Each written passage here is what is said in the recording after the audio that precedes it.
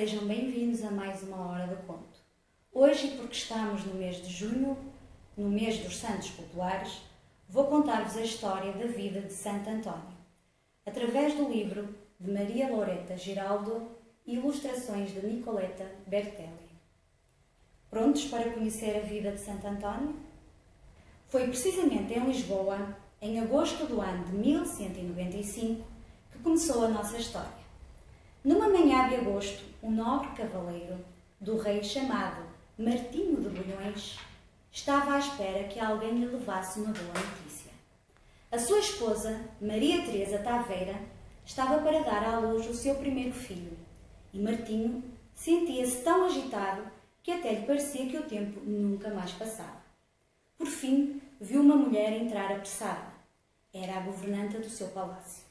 "É um rapaz", disse a velha senhora orgulhosa de ser ela a dar-lhe aquela notícia. "Um rapaz?", pensou Martinho, radiante.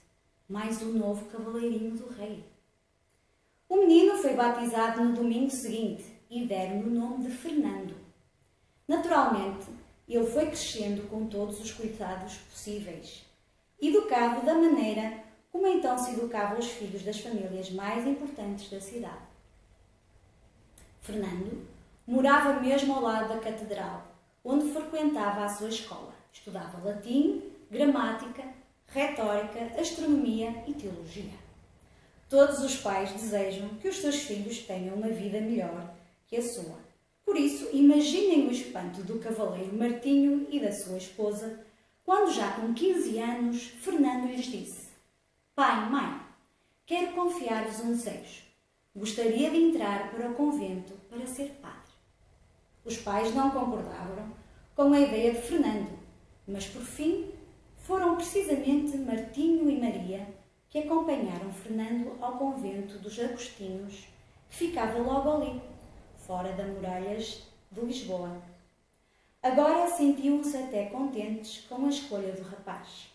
A família e amigos estavam constantemente a visitá-lo. Todas aquelas visitas distraíam-no dos seus estudos.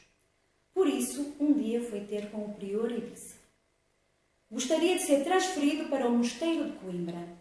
"Porquê? Não te sentes bem aqui conosco?" perguntou o prior. "Não é por isso", respondeu Fernando. "Aqui convosco aprendi coisas de que nunca poderei esquecer-me. Mas veja bem, o convento está muito perto do lugar onde nasci. Por isso, os meus parentes e amigos vêm continuamente bater à minha porta.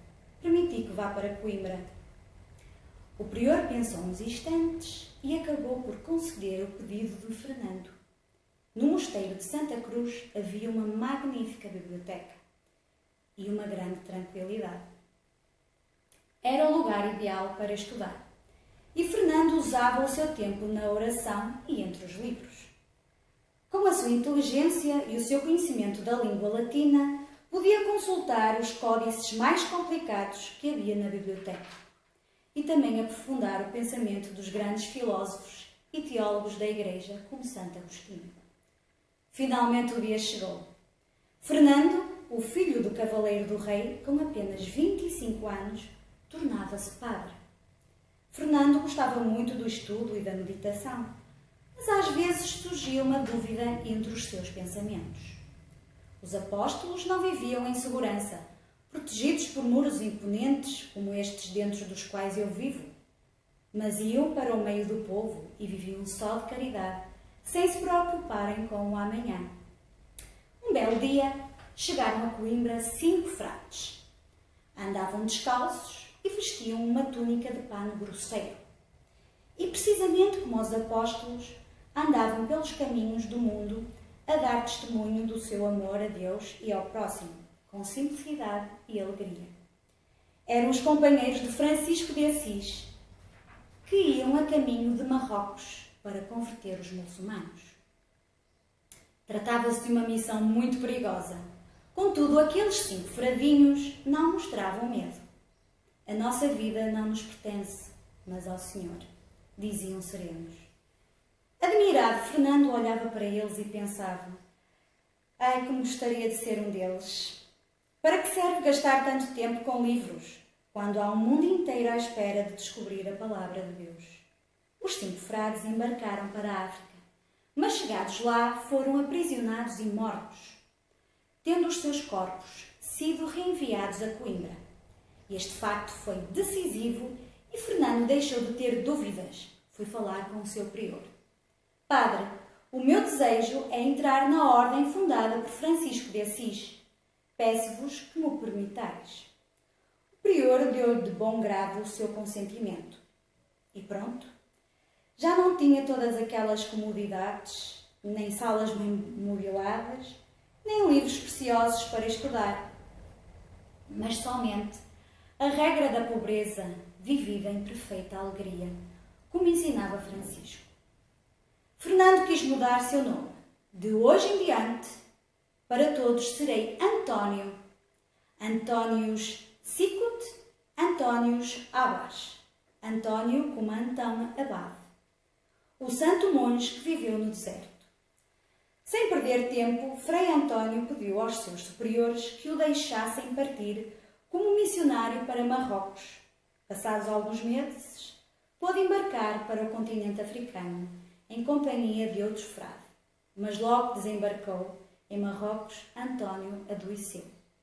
Durante dias e meses ardeu em febres altíssimas que lhe enfraqueceram as forças. António andava abatido e dizia: se Deus não me permite que ande a pregar a sua palavra, é porque talvez eu não seja digno. O frade, seu companheiro, tranquilizava-o. Todas e cada uma das suas criaturas são preciosas aos olhos do Senhor. Talvez a missão que o Senhor te reserva seja noutro lugar. Voltemos para casa. Assim, numa fria manhã, os 2 frades embarcaram num pequeno navio rumo a Portugal. Durante a navegação, começou uma grande tempestade. As velas rasgaram-se, o timão quebrou-se. Alguns dos marinheiros caíram à água e desapareceram nas ondas. Os 2 frades, pensando que as suas vidas iriam acabar, oravam: Senhor, perdoa os nossos pecados e recebe-nos no céu. A tempestade durou dias e noites. Quando finalmente a voz do vento se calou e o mar se acalmou, os sobreviventes avistaram a costa lá ao longe. Alguns pescadores que por ali pescavam foram ajudá-los e levaram-nos até à praia.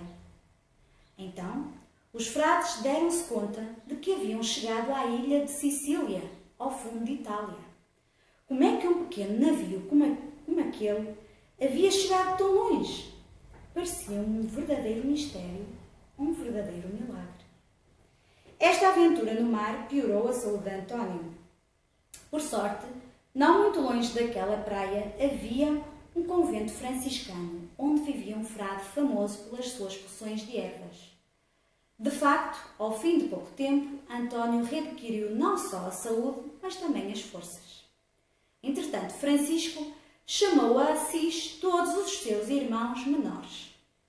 Por isso, Frei António partiu com os outros. Naquele tempo, para se chegar a Assis, era preciso caminhar quase um mês.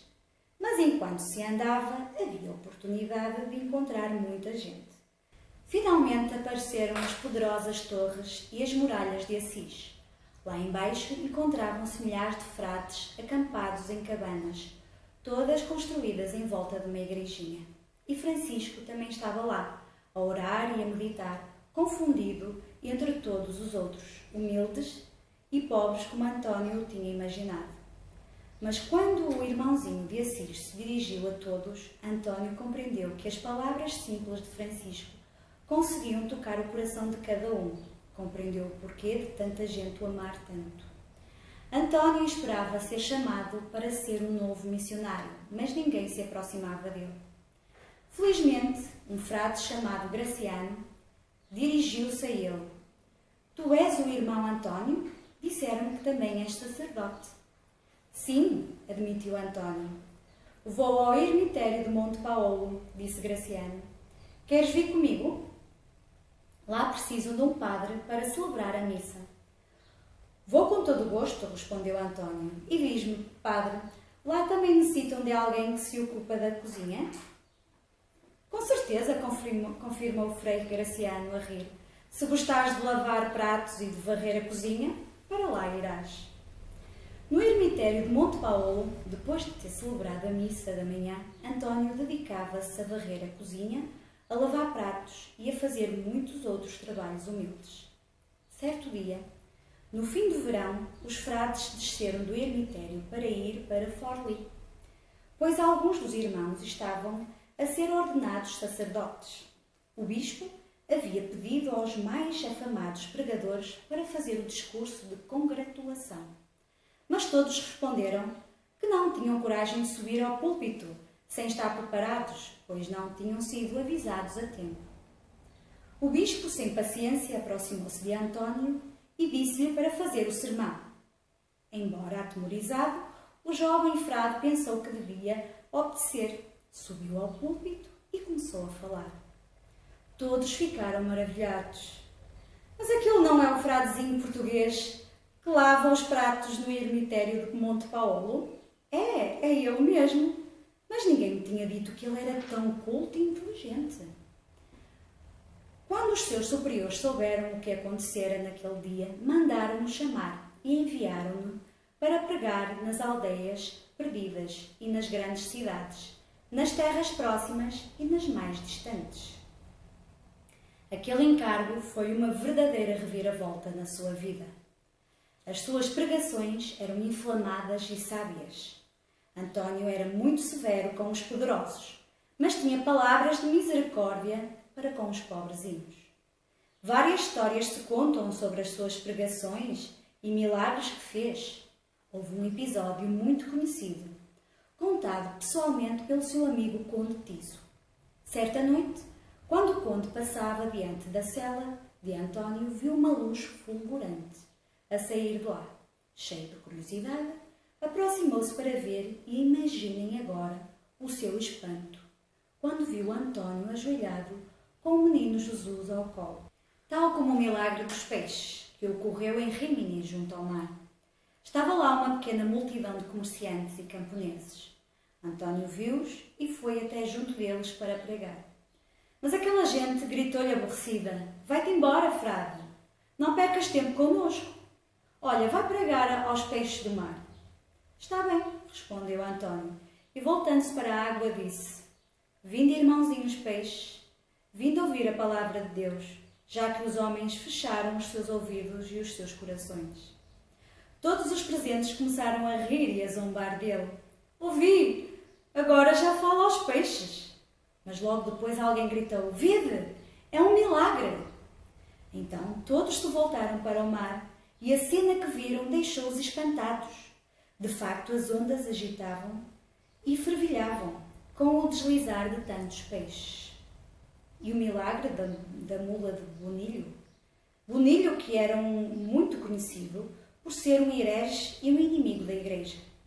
Um dia desafiou António em público. "Tenho uma bela mula", disse. "Não lhe darei aveia durante 3 dias. Depois porei diante dela um molho de bom feno.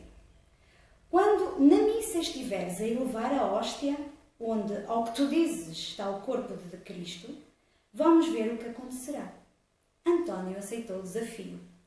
3 dias depois, a mula começou por dirigir-se para o feno. Mas de repente estacou e mudou de direção e foi ajoelhar-se diante da hóstia que António elevava com a sua mão. E também aquele herege, Bonilho, juntamente com todos os que assistiam àquela cena, se ajoelharam para adorar o Senhor. Frei António andava sempre de um lado para o outro. As suas más condições de saúde obrigaram-no a parar. Então António escolheu estabelecer-se em Pádua, uma cidade rica, cheia de torres. Lá havia uma nova universidade que estava a tornar-se famosa. Era o ano de 1231 e a quaresma estava próxima. António sentia que o seu tempo sobre a terra estava a terminar e confiou a alguns frades um desejo. Este ano gostaria de preparar a Páscoa pregando todos os dias. Era uma coisa que até então nunca se tinha visto. Por isso, desde 6 de fevereiro até 23 de março, uma grande multidão veio dos campos até Pádua para ouvir as palavras iluminadas daquele padre. As mulheres traziam tesouras escondidas para cortar pedacinhos do seu hábito. Todos queriam ser abençoados por ele. Queriam falar com ele. Queriam tocar-lhe. As pessoas eram tantas que na igreja não havia lugar. Então António foi pregar para os campos. Os frades estavam muito preocupados e insistiam por que se retirasse para um lugar tranquilo para repousar. Está bem, irei para Campo Zampiero, disse por fim António. Mas um dia António sentiu-se muito mal e disse com muita dificuldade: levai-me para Pádua. Sabia que a sua vida estava a acabar e queria morrer justamente no seu convento. Os buracos da estrada faziam saltar o carro e António estava exausto. Então, pareceu mais prudente a todos ir para o convento de Arcelha, que ficava mais próximo. Chegados a Arcelha, António foi levado para uma pequena cela e estendido sobre um saco de palha. Morreu a dizer: vejo o meu Senhor. Era o dia 13 de junho de 1231. Tinha António 36 anos. A notícia da morte de António espalhou-se imediatamente por toda a cidade. O povo acorria, chorava e benzia-se. Os frades de Pádua foram apressadamente a Arcelha pedir o corpo do seu confrade, mas responderam-lhes que António tinha morrido lá e lá ficaria. Então interveio o bispo. Se António manifestou o desejo de regressar ao seu convento, é justo que o seu corpo seja sepultado em Pádua. Está decidido, declarou. Por fim, os ânimos serenaram e todos os habitantes da cidade participaram no funeral. Havia quem tocasse no caixão e também quem pedisse o milagre. Vinha gente das povoações próximas e distantes, de dia e de noite. Todos pediam em voz alta: que seja declarado santo, santo súbito, santo já. E assim, sem perda de tempo, iniciou-se o processo de canonização e reuniram-se os testemunhos de quem dizia que tinha obtido uma graça por sua intercessão. Um ano depois, Papa Gregório IX proclamou a santidade de António. Espero que tenham gostado. Obrigado e até à próxima.